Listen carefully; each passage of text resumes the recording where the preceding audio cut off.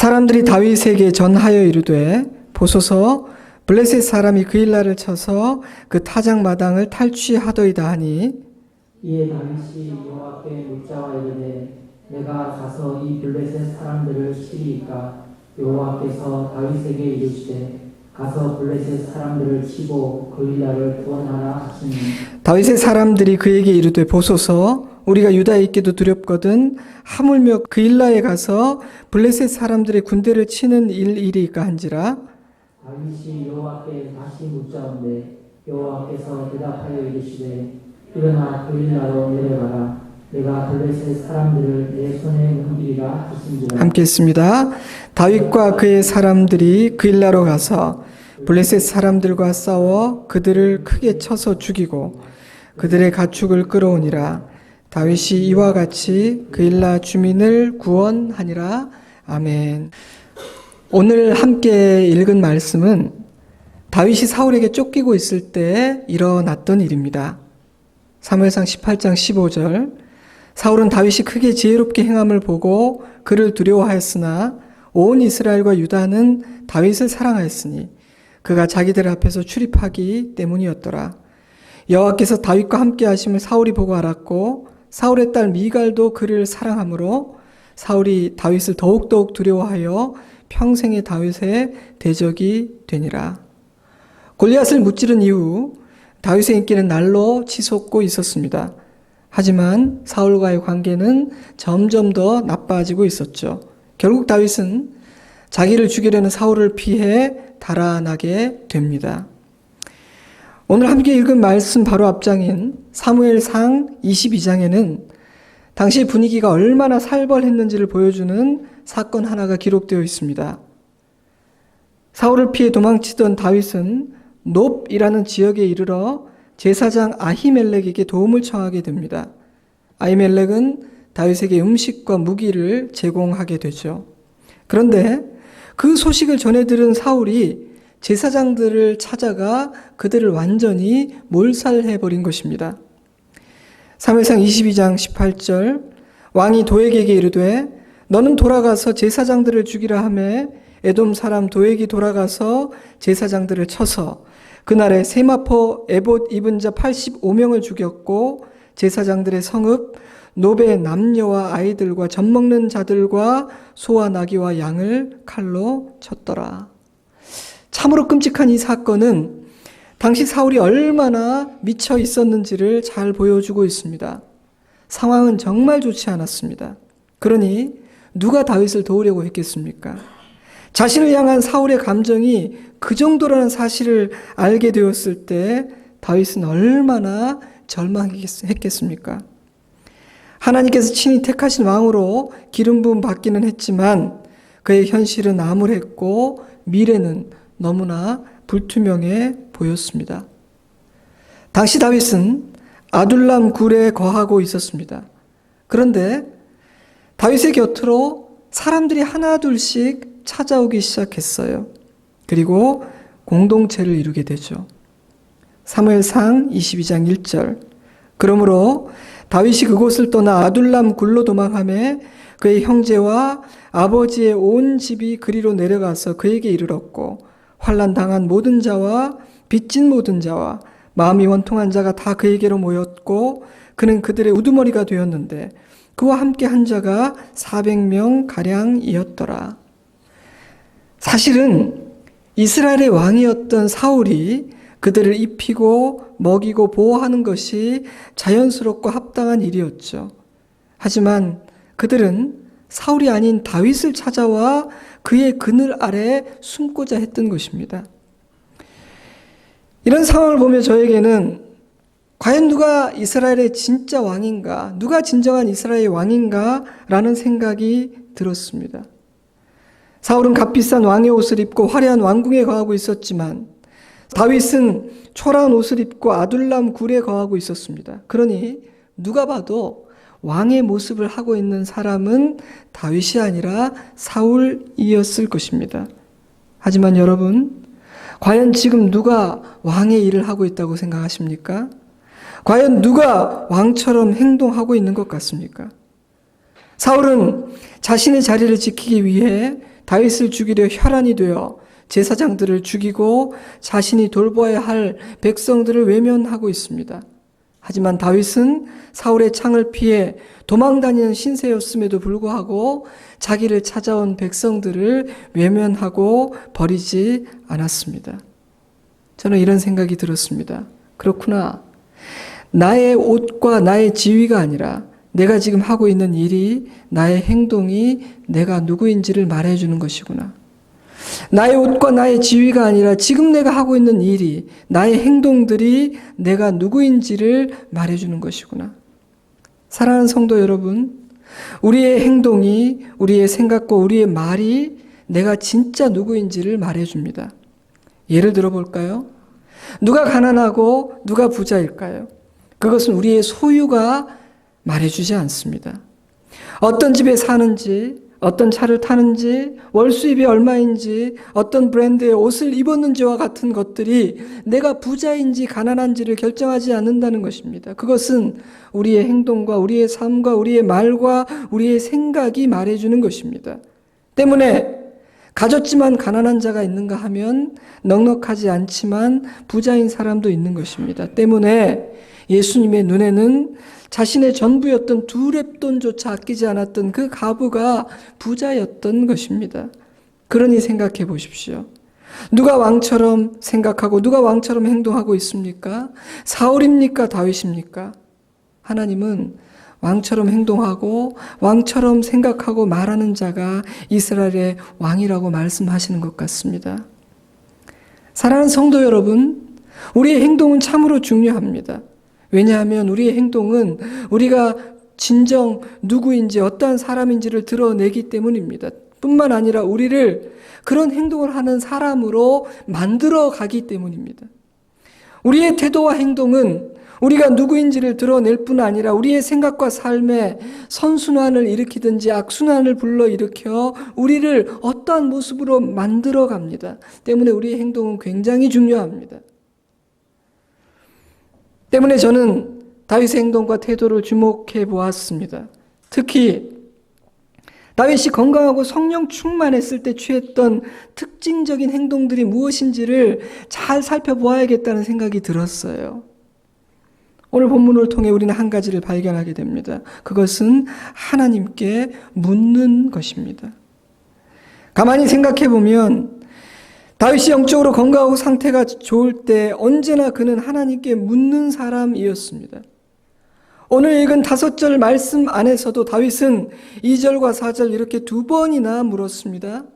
이어지는 10절, 11절, 12절에서도 다윗은 하나님께 묻고 있습니다.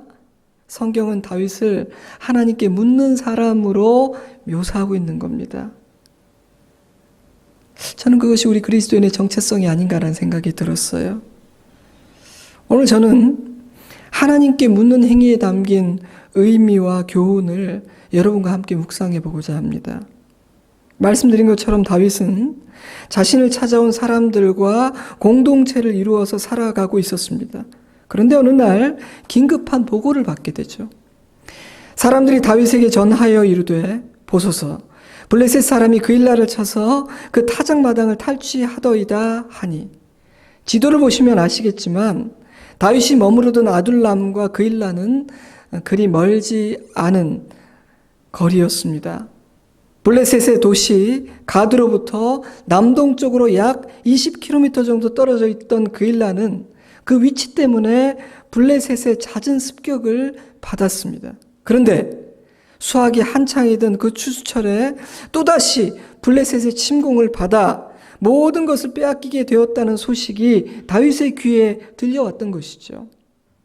1절을 읽어보면 이 소식을 전한 사람이 누구인지, 또 어떤 의도로 그런 소식을 전했는지에 대해서 정확히 알 수는 없습니다. 약간 모호하고 불분명한 부분이 있어요. 단지 이런 일이 있습니다라는 정보를 제공한 것인지, 우리도 조심해야만 할 것 같습니다라는 경고의 차원인지, 그것도 아니라면 가까운 곳에 있는 지체들이 어려움 당했다니 우리가 가서 도와야 되지 않겠습니까? 라는 의도가 담긴 보고인지 우리는 정확히 알 수가 없습니다. 하지만 진짜 중요한 것은요, 그런 보고를 받았던 다윗의 반응이었습니다. 이에 다윗이 여호와께 묻자와 이르되 내가 가서 이 블레셋 사람들을 치리이까? 그는 그일라 사람들의 고통을 외면하지 않고 하나님께 물었던 것입니다. 다윗은 지금 왕처럼 생각하고 왕처럼 행동하고 있습니다. 저는 하나님께서 그러한 다윗의 태도와 행동을 굉장히 주의 깊게 보고 계셨을 거라고 확신합니다. 여러분, 상식적인 차원에서 생각해 봅시다. 누가 블레셋과 싸워 그일라를 구해내야 했을까요? 사울 왕이 아니겠습니까? 그에게는 무기가 있고 군대가 있지 않습니까? 그러나 질투와 미움에 눈이 먼 사울은 그일라의 고통을 외면했습니다.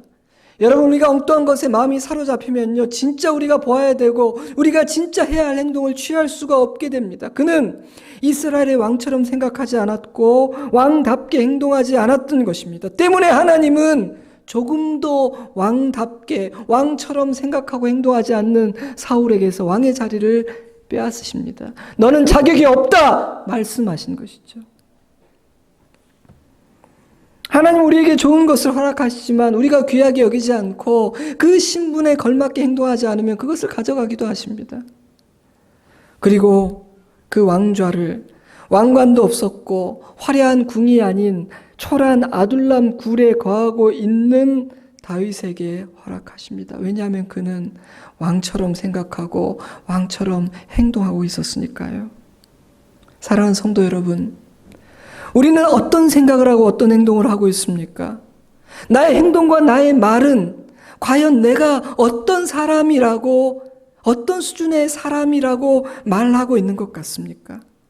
하나님은 과연 나에게서 무엇을 보고 계실까요?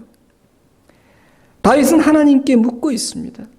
이 중요한 순간 다윗은 하나님께 묻고 있습니다. 이러한 다윗의 행동은 어떤 의미를 담고 있다고 생각하십니까? 하나님께 묻는 것은 왜 그토록 중요하고 의미 있는 것일까요? 저는 이러한 다윗의 행동은 다윗에게 가장 중요한 것은 하나님의 뜻, 하나님의 마음이었다는 사실을 보여준다고 생각합니다. 그래서 그는 사람과 의논하거나 자신의 감정이나 이성적인 판단을 따라 섣불리 행동하지 않고 하나님께 묻고 하나님이 답하실 때까지 기다렸던 것이죠. 왜냐하면 그에게 가장 중요했던 것은 아버지의 마음과 그분의 생각이었으니까요. 한번 생각해 보세요. 만약 우리가 아버지의 마음을 가장 중요하게 여긴다면 우리는 가장 중요한 순간 만사를 제쳐두고 아버지께 나아가 묻지 않겠습니까? 아버지는 어떻게 생각하세요? 그러니 다윗은 이 중요한 순간 하나님께 물음으로 자신에게 가장 중요한 것은 나의 뜻과 내 감정이 아니라 많은 사람들이 어떻게 생각하는지가 아니라 아버지, 당신이 어떻게 생각하는지입니다. 라는 고백을 한 것과 같습니다. 그러니 그런 다윗이 하나님의 눈에 어찌 이쁘지 않을 수가 있겠습니까? 하나님이 이런 일이 일어났다고 합니다. 제가 어떻게 행동해야 할까요? 그일라 거민들을 돕기 위해 블레셋을 쳐도 되겠습니까? 다윗이 하려고 했던 일은 백성들을 지키고 약한 자를 돕는 선하고 의로운 일이었습니다. 그러니 하나님께 묻지 않고 곧바로 행동해도 된다고 생각할 수 있었겠죠. 우리가 흔히 하는 실수가 그런 것 같아요. 우리는 좀 마음에 걸리는 일이나 긴가민가한 일들을 하나님께 묻지만 내가 생각할 때 이것이 선한 일이다 생각하면 묻지 않습니다. 하지만 그것도 물어야 합니다. 지혜로운 다윗은 섣불리 출정하지 않고 하나님께 물었습니다. 저는 그리함으로 다윗이 하나님만이 자신의 목자이며 주인이심을 고백하고 인정했다는 생각이 들었습니다. 그러므로 하나님께 묻는 행위는 굉장히 중요합니다. 저는 참된 그리스도인은 하나님께 묻는 자라는 생각이 들었습니다. 성도가 누구냐, 하나님의 백성이 누구냐, 그리스도인이 누구냐라고 말한다면 그는 하나님께 묻는 사람입니다. 이렇게 말할 수도 있다는 생각이 들었어요. 사랑하는 성도 여러분, 여러분은 자신이 하나님께 묻는 자라고 생각하십니까? 다윗이 영적으로 건강하고 성령 충만하였을 때 나타났던 그 모습이 요즘 여러분의 삶에서 눈에 띄게 나타나고 있는 것 같습니까? 그 어떤 어려움과 고난과 연약함이 우리의 삶의 현장에 있다 할지라도 우리가 하나님께 묻고 있다면 우리는 안전합니다. 그러나 모든 것이 잘 돌아가고 있다 할지라도 하나님께 묻는 모습이 나의 삶에서 언젠가부터 사라지기 시작했다면 우리는 매우 위험한 상태에 있는 것입니다. 사랑하는 성도 여러분, 여러분은 하나님께 묻고 있습니까? 제가 질문 하나를 드리겠습니다. 우리가 하나님께 물을 때 하나님은 기뻐하실까요? 아니면 귀찮아하거나 싫어하실까요? 여러분은 어떻게 생각하십니까? 이게 굉장히 중요한 것 같아요. 왜냐하면 여기에 답을 얻어야 우리가 하나님께 묻는 것을 즐거워하고 이 일을 귀하게 여길 수 있기 때문이에요. 저의 대답은 절대로 귀찮아하지 않으신다. 오히려 기뻐하신다입니다. 100% 확실합니다. 많은 이유가 있겠지만 제가 두 가지 이유만을 말씀드리겠습니다. 첫째로 하나님께 묻는 행동은 하나님을 나의 목자로 인정하는 행위요, 아버지로 대우하는 행위이기 때문입니다. 만약 우리가 누군가에게 나의 삶을 솔직하게 오픈하고 무엇인가를 진지하게 물을 수 있다면 그것은 내가 그를 신뢰하고 있으며 그와 나의 관계가 굉장히 돈독하다는 의미가 아니겠습니까? 내가 신뢰할 수 없고 서로 친하지 않은데 어떻게 내 속사를 드러내고 나누고 질문할 수 있겠어요? 그러므로 묻는 것은요, 굉장히 관계적인 행위입니다. 때문에 하나님은 사랑하는 자녀들이 자신에게 진지하고 물으며 도움을 청할 때 아주 기뻐하십니다. 왜냐하면 우리가 하나님께 묻는 그 순간 하나님과 우리의 관계가 재확인되고 우리가 하나님을 얼마나 신뢰하고 있는지가 증명되기 때문입니다. 둘째로 우리가 질문하면 하나님께서는 우리에게 답을 주실 수 있고 우리를 도우실 수 있기 때문입니다. 사랑하는 성도 여러분, 하나님은 우리를 돕기 원하시는 선하시고 자비하신 아버지이십니다. 하나님은 우리에게 지혜를 허락하사 사랑하는 자녀들이 쓸데없는 값을 치르거나 이렇게 갈 수 있는데 먼 길을 돌아가지 않기를 바라시는 참 좋으신 아버지이십니다. 그래서 하나님은요, 우리가 진지하게 질문하고 도와달라고 가르쳐달라고 말할 때 기뻐하십니다. 마음껏 우리를 도우실 수 있으니까요. 여러분, 하나님은 우리를 매우 인격적으로 대하십니다. 하나님은 우리를 인격적으로 대하십니다. 때문에 모든 것의 주인이실 뿐 아니라 크고 강하신 하나님은 우리의 삶에 마음대로 개입하실 수도 있고 강제로 강압적으로 어떤 일을 행하실 수 있음에도 불구하고 마음을 꽁꽁 닫고 있거나 나는 당신이 필요하지 않습니다. 그러니 내 삶에 간섭하지 마세요 라고 말하는 이들의 삶에 강제로 개입하는 것을 기뻐하지 않으세요. 하나님은 언제나 우리가 스스로 마음을 열고 기꺼운 마음으로 하나님을 초대하기를 원하십니다. 즐거운 마음, 자발적인 마음으로 하나님께 나오기를 원하십니다. 때문에 우리가 진지하게 질문하고 도움을 청할 때 하나님은 크게 기뻐하시죠. 진짜? 정말? 내가 도와줘도 되겠니? 내가 개입해도 괜찮겠어 하시며 우리를 도우십니다. 왜일까요? 우리를 사랑하시기 때문입니다. 늘 말씀드리지만 우리와 같이 부족하고 어리석으며 심지어 교만하고 악하기까지 한 존재를, 너무나 변덕스럽고 일관성이 없는 우리와 같은 존재를 왜 그토록 사랑하시는지, 신실하게 사랑하시는지 이해할 수 없지만 하나님은 우리를 한없이 사랑하십니다. 제가 자주 말씀드리지만 저는 저를 향한 하나님의 사랑을 도저히 설명하지는 못하겠습니다. 왜 저를 사랑하시는지를 이해할 수가 없기 때문입니다. 그런데 너무나 신기하게도 저는 하나님의 사랑을 느끼고 경험하면서 삽니다. 그러니까 이게 아이러니예요. 설명은 안 되는데 그 사랑 안에 거하는 것, 그것이 우리 그리스도인의 특권이 아닌가 저는 생각을 해요. 사실 까보면 저와 여러분이 사랑할 구석이 많을까요? 사랑 안 할 구석이 많을까요? 만약에 사랑할 구석이 많다는 분은 정말 자아상이 건강하시든지 십자가 안에서 온전히 회복된 분인가요? 그러나 하나님은 우리를 사랑하십니다. 그래서 이미 우리를 위해 아들을 주셨습니다. 때문에 하나님은 우리를 도울 수 있는 기회를 발견할 때 너무너무 기뻐하십니다. 그러니 우리는 하나님께 물어야 합니다. 하나님께 도움을 청하는 것이 몸에 배어 있어야 합니다. 그것이 지혜입니다. 제가 쉬운 예를 좀 더 들어보겠습니다. 이게 너무 중요한 부분 같아서요. 제 딸이 저에게 아빠 물어볼 곳이 있어요. 아빠 나 좀 도와주세요 라고 말하면 제가 어떻게 반응할 것 같습니까? 바빠서 못 도와준다. 너는 지금까지 아빠 말이라고는 하나도 듣지 않더니 이제 자기가 필요하니까 도와달라고? 너는 너무 뻔뻔스러운 애구나. 이렇게 대답할까요? 그럴 리가요. 사랑하는 아이가 자기를 사랑하고 자기를 도와줄 아빠로 인정하며 가까이 다가오는 것이 감사하고 기쁘지 않겠습니까? 그래서 힘을 다해서 내게 손을 내미는 내 자녀를 도와주고 싶지 않겠습니까? 자녀가 부모를 부모로 대우해 줄 때 사실 그것은 지극히 당연한 일임에도 불구하고 부모는 큰 기쁨을 얻는 것입니다. 그렇지 않나요? 자식이 부모를 부모로 대하는 것은 너무나 당연한 일이지만 자식이 진심으로 부모를 부모로 인정하고 대할 때 부모는 기쁨을 얻는 것입니다. 어느 성도가 저에게 목사님, 제가 너무 힘든 일이 있어서 목사님과 나누고 싶어요. 목사님 생각을 듣고 싶어요. 도움받고 싶어요. 라고 말한다면 제가 어떻게 반응할 것 같습니까? 집사님, 저 굉장히 바쁜 사람입니다. 저도 힘든 일 많은 사람이에요. 왜 그런 저를 귀찮게 하시나요? 너무하신 거 아닙니까? 웬만하면 주님 앞에 기도하면서 혼자 해결하도록 하세요. 이렇게 대답할까요? 그럴 리가요. 목사가 존재하는 이유는 성도를 섬기는 것인데 성도가 목사를 자신의 목자로 인정하며 그 날개로 나올 때 감사하여서 힘을 다해 돕지 않겠습니까? 솔직히 말씀드리면 저는 성장하고 성숙해서 스스로의 힘으로 잘 견뎌내고 승리하는 성도도 기특하고 고맙고 귀하지만 인생에 중요한 일들이 있을 때 상의하고 도움을 청하는 그런 성도들도 너무너무 이쁘고 고맙고 귀합니다. 그 과정 가운데 함께 교제하고 서로 알아가는 기쁨도 있고요.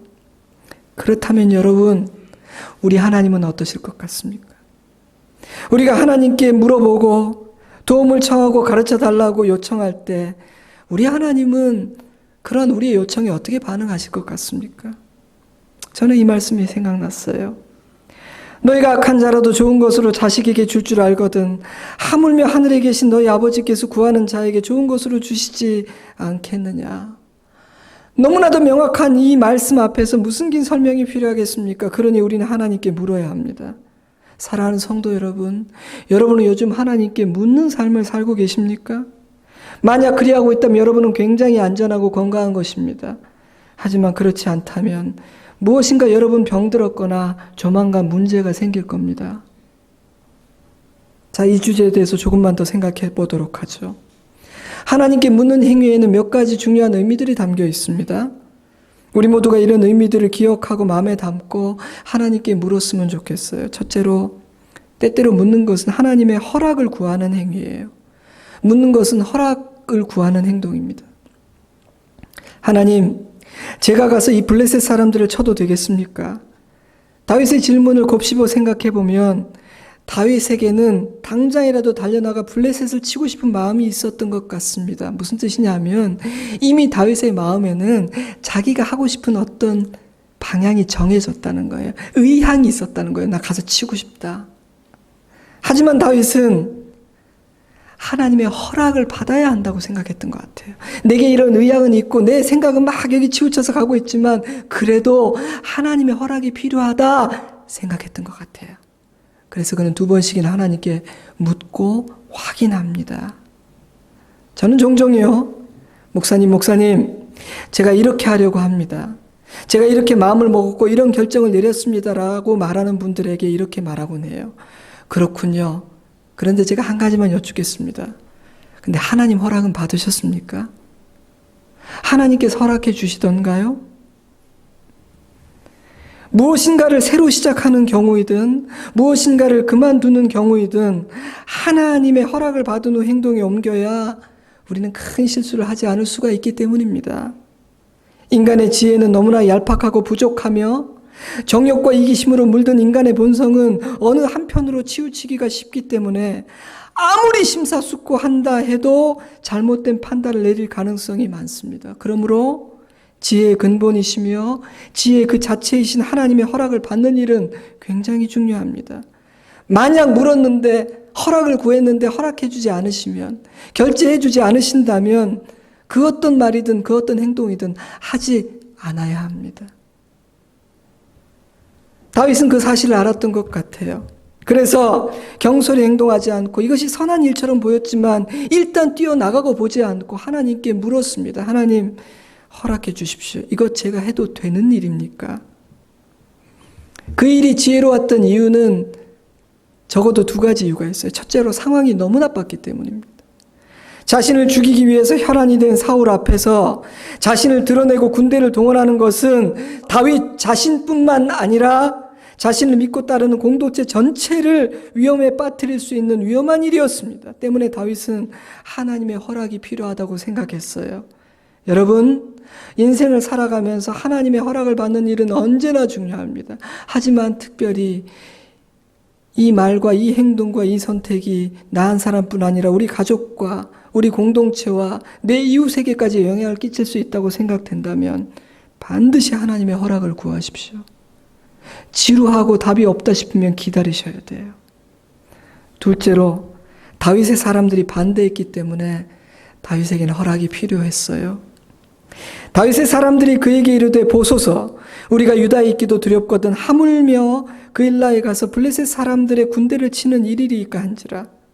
이미 하나님의 대답을 들었지만 자신을 따르는 자신의 사람들이 반대하자 그는 하나님께 한 번 더 물었습니다. 물론 다윗은 다수의 사람들의 의견을 따르는 사람이 아니라 하나님의 뜻을 따르는 사람들이었습니다. 그러나 다윗은 묻습니다. 주님, 혹시 제가 잘못 들은 것이 아니시요? 이런 반대를 무릅쓰고서라도 블레셋을 쳐야만 한다고 허락하신 것이 맞지요? 왜 또다시 물었을까요? 이 결정이 굉장히 중요하다고 생각했기 때문입니다. 그는 지도자였으니까요. 그러한 다윗의 질문에 하나님은 자신의 뜻을 컨펌해 주셨고 하나님의 뜻을 확인한 다윗은 담대할 수 있었죠. 그 결과는 승리였습니다.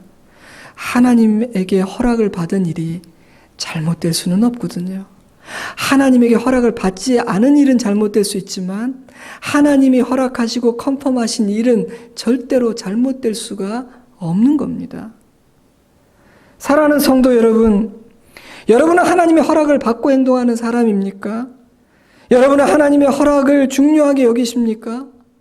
어떤 사람은 누군가의 허락을 받는 일을 불편해하거나 자존심 상해하는 것 같습니다. 하지만 내가 책임질 수 없고 내 능력과 지혜 밖에 있는 일에 대해 나보다 더 크고 나보다 더 높고 위대한 분의 허락을 받는 것은 참으로 안전하고 굉장히 지혜로운 일이 아닙니까?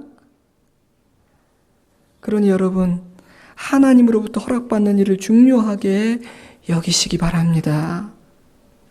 둘째로, 묻는 것은 상의하는 행위이고 도움을 청하는 행동이기도 합니다. 즉, 자신의 삶에, 자신의 문제에 하나님께서 개입해 주시기를 요청하는 행위라는 뜻입니다. 하지만 하나님께 묻지 않는 자는 내 뜻대로 할 테니 당신은 간섭하지 마십시오라는 사고방식으로 살아가는 사람입니다. 내 힘으로, 내 경험과 지식으로 내가 가진 것으로 알아서 할 테니 하나님 당신은 내 삶에서 한 발 물러나 있으시라는 겁니다. 그러므로 그러한 자의 삶에 하나님께서 들어가 자리하시고 개입하실 여지는 없습니다. 때문에 그런 사람들은요, 자신의 경험과 지혜라는 그 좁은 한계 안에서 살다 죽게 됩니다.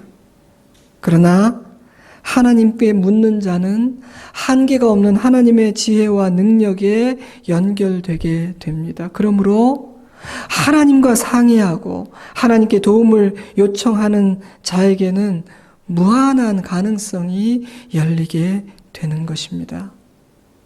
사랑하는 성도 여러분, 여러분은 어떤 삶을 선택하시겠습니까? 자신의 지혜와 경험과 소유라는 한계 안에서 살기를 원하십니까? 아니면 한계가 없는 하나님의 지혜와 능력 안에서 살아가기를 원하십니까? 만약 후자를 원하신다면 여러분의 모든 것을 하나님과 상의하십시오. 하나님께 도움을 청하는 것을 주저하지 마십시오. 나의 삶의 내 모든 문제에 하나님 개입해 달라고 말씀드리십시오. 그것이 하나님께 묻는 행위 안에 담긴 또 다른 의미입니다.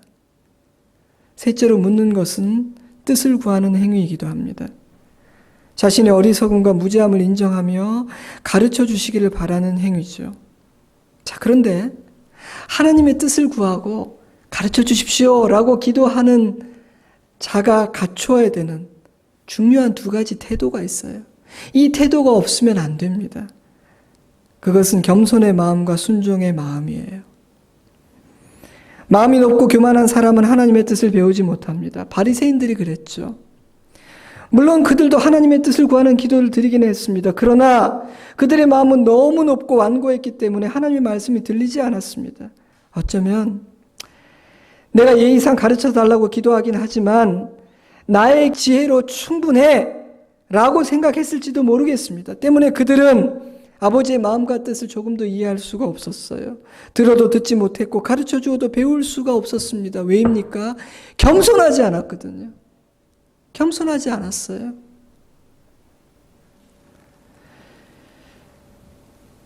사랑하는 성도 여러분, 우리 중 단 한 사람도 바리새인과 같지 않기를 바랍니다. 하나님의 뜻을 구하는 우리의 기도가, 어떻게 살아야 할지 가르쳐달라는 우리의 기도가 나는 무지하고 어리석은 자라는 겸손한 고백이며 진심으로 배우기 원한다는 겸손한 자의 기도이길 바랍니다. 우린 종종 착각하는 것 같아요. 나는 교만하지 않다. 왜냐하면 우리는 교만이라는 걸 막 굉장히 막 눈만 봐도 교만, 코도 교만, 입도 교만. 근데 여러분, 우리가 하나님 말씀 앞에 순종하지 않으면 교만한 것이고, 하나님의 말씀을 그대로 다 아멘하지 못하면 교만한 거예요. 오직 겸손한 자만이 아버지의 뜻을 깨달을 수 있습니다. 하지만 겸손한 마음만으로는 부족합니다. 주님의 뜻을 구하는 자에게는 순종의 각오가 있어야만 합니다. 다윗은 그저 참고하기 위해서 하나님의 뜻을 물었던 것이 아닙니다. 그는 순종하기 위해서 하나님의 뜻을 물었습니다. 모두가 반대하는데 나 혼자 우겨서 싸우러 갔다가 실패한다면 모든 책임이 내게로 돌아오지 않을까? 이거 괜찮은 일일까? 이렇게 생각할 수도 있지 않았겠습니까? 하지만 다윗은 조금도 주저하지 않고 순종합니다. 왜냐하면 그는 하나님께 물을 때부터, 그 순간부터, 처음부터 이미 그에게는 무엇이라고 말씀하시든지 순종하겠다는 각오가 분명했기 때문입니다. 온전한 순종의 결과는 무엇이었습니까? 완벽한 승리였습니다. 다윗과 그의 사람들이 그일라로 가서 블레셋 사람들과 싸워 그들을 크게 쳐서 죽이고 그들의 가축을 끌어오니라. 다윗이 이와 같이 그일라 주민을 구원하니라. 사랑하는 성도 여러분, 여러분은 순종하기 위해서 하나님께 묻습니까? 말씀하신다면 그것이 내가 기대했던 말씀이 아니라 할지라도 토를 달지 않고 순종할 각오가 되어 있습니까? 그것이 묻는 자의 자세입니다. 저는 순종할 각오가 없다면 차라리 묻지 않는 편이 낫다고 생각합니다. 왜냐하면 듣고 알았음에도 불구하고 순종하지 않는다면 우리가 저지른 모든 죄악 위에 불순종의 죄를 더하는 것이기 때문입니다. 제가 두 주 전에 굉장히 인상적인 이야기를 들었습니다. 실화입니다.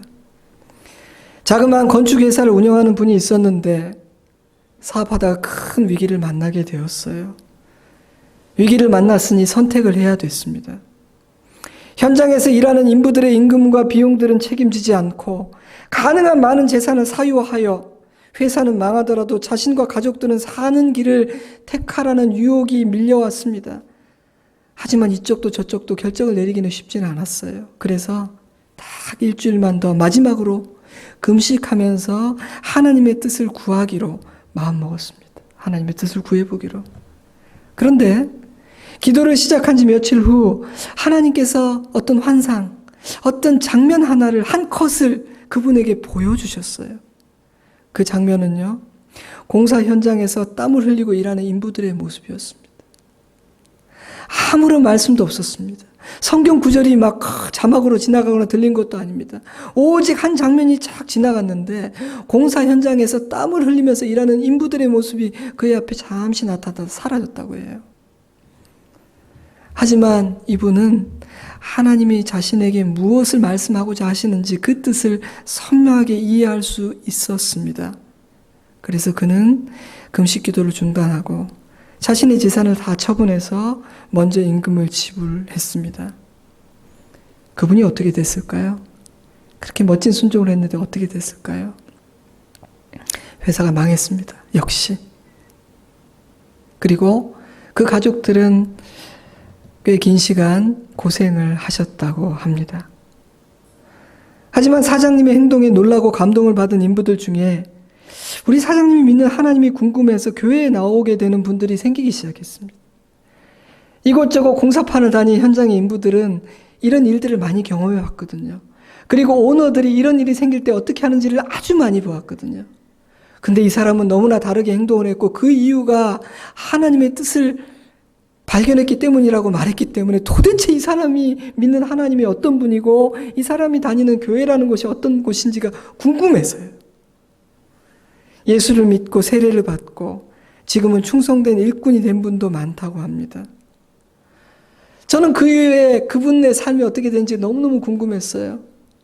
근데 감사하게도 꽤 오랜 시간 밑바닥부터 다시 일구느라 고생하긴 했지만 가정이 안정되기 시작했고 무엇보다도 자녀들에게 하나님께서 많은 복을 주셔서 자녀들이 이 세상에서도 잘 되었다고 하더라고요.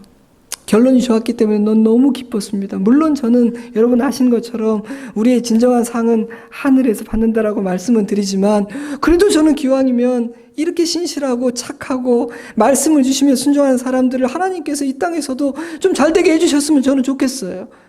여러분 안 그렇다면 마시고 저는 그랬으면 좋겠어요. 저는 안 그래도 되지만 저는 우리 성도들은 하나님이 그렇게 해주셨으면 좋겠어요. 하나님을 사랑하는 자들이 잘 되기를 바라요. 여러분 아시다시피 저는 해피엔딩 굉장히 좋아하잖아요. 제가 이런 얘기를 나누면 와 무섭다. 하나님께 묻고 뜻을 구하는 거 이거 두렵다. 혹시 그분에게 말씀하신 것처럼 너무 버거운 거 그런 거 보여주시면 어떡하냐. 들었으니 뭐 내뺄 수도 없고. 여러분 겁먹지 마세요. 하나님이 가르쳐 주신 길은 언제나 올바른 길입니다. 그 길은 생명의 길입니다. 그 길은 복된 길입니다. 그 길의 끝은 언제나 좋습니다. 그러니 순종하겠다는 각오로 뜻을 묻기 전에 먼저 저는 주님 먼저 밝힐 것이 있습니다. 저는 순종할 거거든요. 라고 말씀드리고 아버지의 뜻을 구하십시오. 그리고 따르세요. 그때 여러분 앞에 하늘문이 열릴 것입니다. 우리의 눈도 열릴 것입니다. 기쁨이 찾아올 겁니다. 하늘의 평강을 누리게 될 것입니다. 말씀을 맺겠습니다. 하나님께 묻고 답을 얻은 자는 복됩니다. 저는 그런 삶을 살고 싶습니다. 제가 아끼는 여러분도 그런 삶을 살아가는 하나님 백성 되기를 저는 간절히 기도합니다. 그것이 목사로서 제가 여러분에게 줄 수 있는 가장 큰 선물이라고 믿기 때문입니다. 우리는 약하고 우리에게는 지혜가 없습니다. 그러므로 우리는 하나님께 물어야 됩니다. 지혜도 없는 주제에, 약한 주제에, 엄청 넘어지고 실수하는 주제에 하나님께 묻지도 않고 무슨 배짱으로 사는 것일까요? 우리는 가르침을 받아야 하고 도움을 입어야 하며 허락을 받아야 합니다. 그것이 지혜이고 그것이 복된 삶입니다. 그러니 그렇게 하시기 바랍니다. 내 뜻대로 살지 마세요. 내 감정을 따르지 마세요. 우리의 감정이라는 것은 진짜 부패했습니다. 변덕스럽습니다. 그러니 하나님께 묻고 답을 얻어 살아가십시오. 제가 오늘 본문의 뒷이야기를 조금만 해드리겠습니다. 다윗은 자신과 자기 공동체가 당할지도 모르는 큰 위험을 무릅쓰고 그 일날을 구원했습니다. 그런데 그 소식을 들은 사울 왕이 그 일날을 멸하리 한다는 이야기를 듣게 되죠. 그래서 다윗은 또 한 번 하나님께 묻습니다. 자신을 도왔던 노베 제사장들이 겪었던 비극을 그 일날 사람들이 또다시 경험하게 되기를 원하지 않았기 때문입니다. 그래서 다윗은 주님, 제가 어찌하면 좋겠습니까? 라고 질문합니다. 하나님이 어떻게 대답하셨는지 아세요? 하나님 이렇게 대답해 주셨어요. 그 일날 사람들이 자신들이 살기 위해서 너를 사울 왕의 손에 넘길 것이다. 그렇게 대답하셨어요. 참 비겁하고 의리가 없다고 생각되죠. 하지만 그렇게 하지 않으면 전체가 다 죽는데 참 그것도 이해가 돼요. 너무 어려운 선택이죠. 그런데 그 대답을 들은 다윗은 또 한 번 왕처럼 행동합니다. 백성들의 심정을 이해하고 그들의 결정을 이해하는 그들의 미래를 염려하는 왕의 행동을 하게 됩니다. 그래서 그는 조용히 그곳을 떠나죠. 자기만 떠나면 그 일날을 칠 이유는 없지 않을까 생각했기 때문입니다. 다윗이 왕처럼 생각하고 왕처럼 행동하자 그는 점점 더 왕의 면모를 갖추게 되었고 크고 넉넉한 사람이 되어가기 시작했습니다. 그래서 우리의 행동이 중요한 겁니다. 우리의 행동은 우리가 누구인지를 규정해 줄 뿐 아니라 우리를 만들어가기 때문입니다. 그래서요, 우리 중심의 동기부여가 되어서 행동하는 것이 물론 중요하고 당연하지만 때로는 준비가 안 되고 동기가 부족해도 하나님이 원하신 행동으로 뛰어드는 것도 괜찮습니다. 그 행동이 우리를 만들어 가거든요. 다윗은 자신의 감정이나 판단, 그가 처한 상황이나 사람들의 생각과 주장들로 자신의 행동을 결정하지 않았습니다. 그에게 가장 중요한 것은 하나님의 생각이요 하나님의 뜻이었습니다. 그러한 다윗을 보시고 하나님은 어떻게 반응하셨습니까? 사무엘상 23장 14절 다윗이 광야의 요새에도 있었고 또 십광야 산골에도 머물렀으므로 사울이 매일 찾되 하나님이 그를 그의 손에 넘기지 아니하시니라. 사랑하는 성도 여러분, 우리의 인생은 우리를 해하려 하는 사울의 손에 있지 않습니다. 우리가 하나님께 묻고 하나님을 따른다면 우리의 인생은 언제나 하나님의 손 안에 있습니다. 하나님께서 넘겨주지 않으시면 아무도 우리를 건드릴 수 없고 우리를 소유할 수는 없습니다. 그러니 여러분, 하나님께 물으십시오. 그리함으로 내가 하나님이 나의 목자요 나의 주인이며 나의 아버지로 여기고 있음을 드러내십시오. 그러면 우리가 하나님을 그렇게 대해드리면 하나님도 우리의 목자요 주인이요 아버지로서 행동해 주실 겁니다. 제가 아까 예를 들었잖아요. 자식이 아버지를 아버지로 여기는 것은 당연하지만 그 당연한 일을 할 때 아버지는 기뻐하면서 팔을 걷어붙이고 자식을 돕는다고요. 그러니 우리 하나님 아버지를 대하는 여러분 자신의 태도를 오늘 이 아침 한번 돌아보십시오. 시편 128편 1절 여호와를 경외하며 그의 길을 걷는 자마다 복이 있도다. 이 은혜를 매일 누리며 사는 저와 여러분이 될 수 있기를 주님의 이름으로 축복합니다. 기도하겠습니다. 여러분, 다윗은 하나님께 물었습니다. 우리는 그 행동의 의미에 대해서, 그 깊은 의미들에 대해서 생각해 보았습니다. 여호와께 묻는 것이 의미가 있고 중요하기 때문에 하나님께서 그것을 이뻐하시고 기뻐하시고 좋아하시고 요구하시는 것입니다. 자, 오늘 우리가 깨달은 지혜들을 가지고 우리의 삶을 돌아봅시다. 지금 여러분의 요즘의 삶에 여호와께 묻는 태도가 있습니까? 여호와께 묻는 태도에는 오늘 나눈 그런 의미들이 담겨 있는 것 같습니까? 우리 모두가 여호와께 묻는 자가 되기를 바랍니다. 그리고 답을 얻고 여호와의 뜻을 따라 걸어가는 자가 될 수 있기를 바랍니다. 우리 하나님은 우리를 돕기 원하십니다.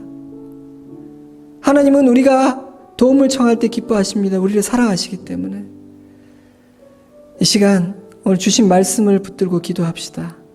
우리가 부끄러운 것이 있으면 회개를 하고요. 또 소원하는 바가 있으면 소원하고 결심하기를 바랍니다. 기도하겠습니다. 아버지 하나님, 아버지 하나님.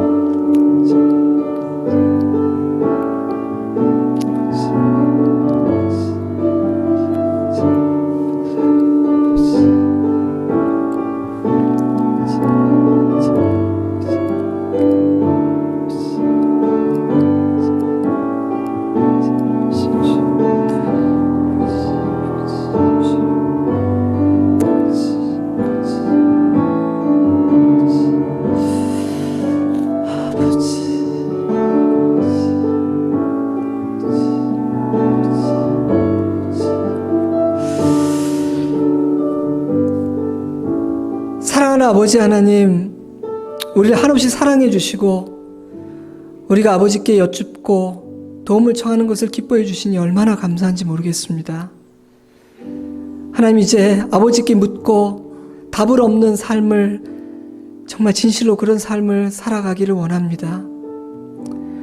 묻는 것은 나의 목자요 나의 아버지, 나의 주인이 오직 하나님이심을 고백하는 행위요, 묻는 것은 내가 아버지를 아버지로 대우해 드리는 행위임을 깨닫게 되었습니다. 묻는 것은 허락을 구하는 행위요, 상의하고 도움을 청하여 내 삶에 개입하시기를 초대하는 행위이며 뜻을 구하여 순종하고 따라가기 위함임을 배웠습니다. 주님, 우리도 그 복된 길을 걸어가기를 원합니다. 주님, 우리로 성령 충만하게 하시고 우리가 오늘 말씀을 통해서 듣고 우리의 심령에 심기운 것들을 놓치지 않게 하여 주셔서 우리의 감정과 생각, 다수의 의견을 따라가다가 망가진 우리들, 세상의 풍조에 휩쓸려 살아가다가 넘어진 우리들, 이제는 주님의 뜻을 따라 살아감으로 넘어지지 않고 굴복하지 않고 승리하고 찬송하는 주의 백성 되게 하여 주시옵소서. 우리 사랑하는 성도들의 가정에, 오 주님, 우리 사랑하는 성도들의 가정에 이 놀라운 복을 허락하여 주시옵소서. 예수 그리스도 이름으로 기도드리옵나이다. 아멘. 자리에서 일어서시고요. 오늘은 우리 지난주에 불렀던 찬양, 나의 예배를 받으소서 함께 찬양하겠습니다.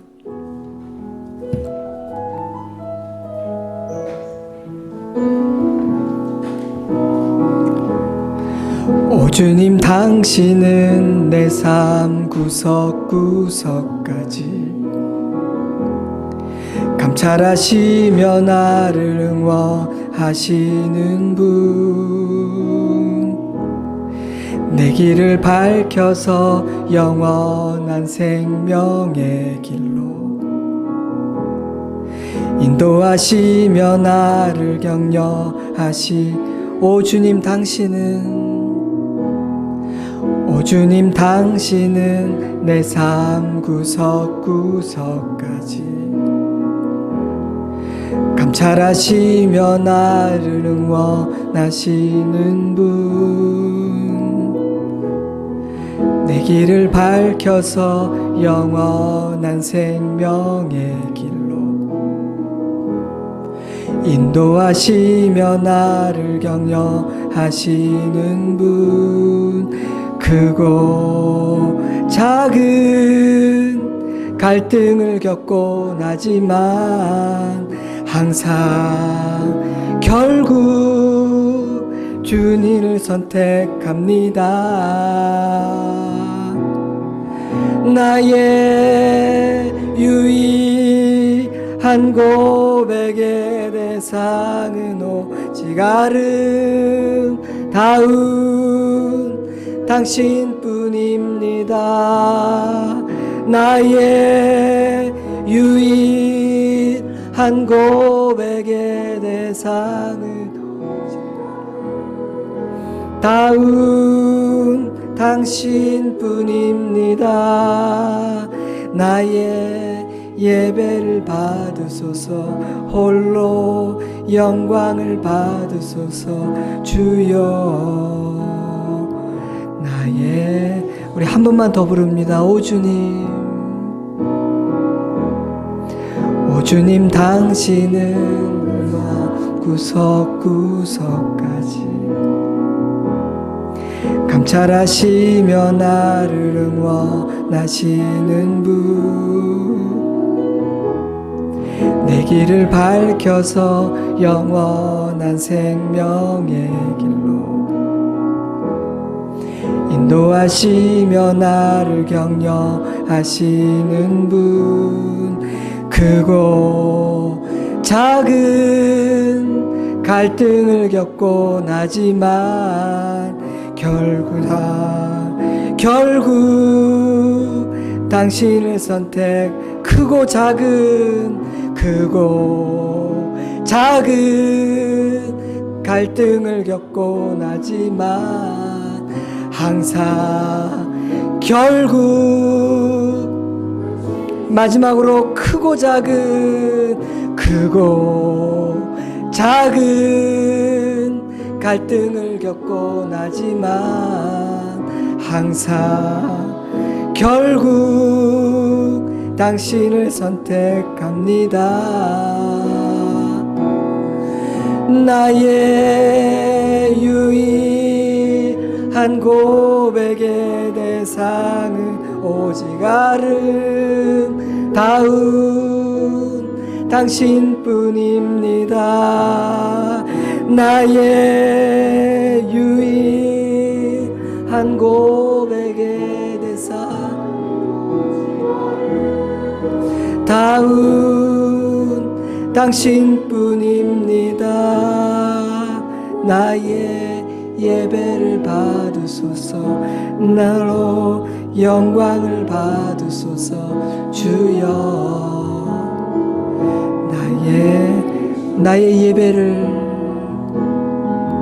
나의 예배를 받으소서. 홀로 영광을 받으소서. 주여 나의 주여.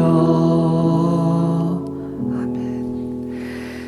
지금은 우리 구주 예수 그리스도의 크신 은혜와 하나님 우리 아버지의 깊고 넓은 사랑하심과 성령 하나님의 크고 놀라운 은혜와 능력의 역사하심이 이제 오직 하나님께 묻고 그 지혜로운 답을 받아 기쁨으로 걸어가는 삶을 살기를 소원하고 결심하고 다짐하며 돌아가는 사랑하는 주의 백성들과 그 가정 위에 우리 좋은 씨앗교회와 이곳에서 예배드리는 개포동교회와 조국의 교회들과 열방의 교회들 위에 그리고 우리가 사랑하는 이 나라와 이 민족 위에 이제로부터 영원토록 함께 하시옵기를 간절히 축원하옵나이다.